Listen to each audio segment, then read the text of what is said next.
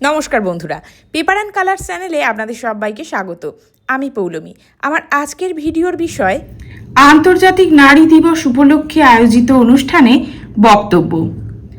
সম্মানিত সভাপতি মহাশয় অথবা মহাশয়া, উপস্থিত শিক্ষক শিক্ষিকা, সম্মানিত অতিথিবৃন্দ এবং আমার প্রিয় বন্ধুদের জানাই আন্তরিক প্রণাম ও শুভেচ্ছা।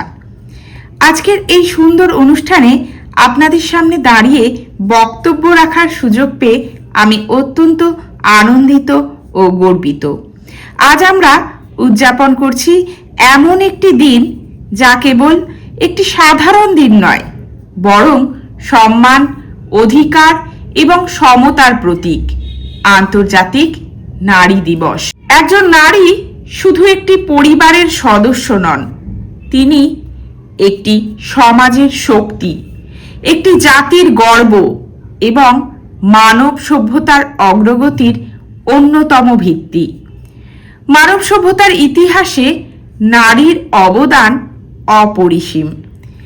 একটি শিশুর প্রথম শিক্ষক হলেন তার মা।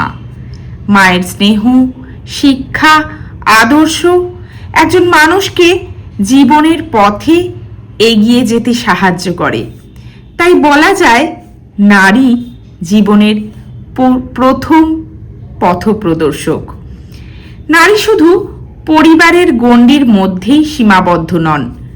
আজকের দিনে নারীরা শিক্ষা, বিজ্ঞান, সাহিত্য, খেলাধুলা, প্রশাসন, চিকিৎসা থেকে রাজনীতি, প্রতিটি ক্ষেত্রেই তাদের মেধা, পরিশ্রম ও সাহসের মাধ্যমে সমাজকে সমৃদ্ধ করেছেন।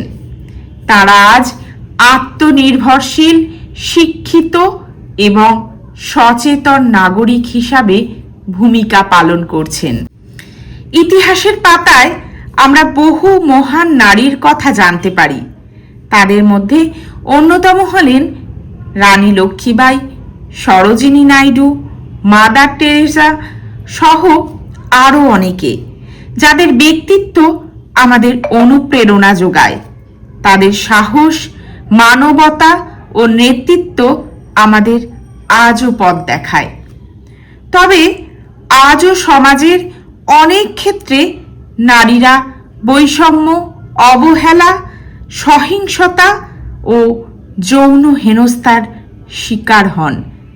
তাই নারী দিবস কেবল আনন্দ উদযাপনের দিন নয়, এটি সচেতনতা বৃদ্ধির দিনও বটে। এই নারী দিবস আমাদের মনে করিয়ে দেয় যে নারীদের সম্মান, নিরাপত্তা এবং সমান অধিকার নিশ্চিত করা আমাদের সবার দায়িত্ব। একটি সমাজ তখনই সত্যিকার অর্থে উন্নত হয় যখন নারী ও পুরুষ সমানভাবে এগিয়ে যায়।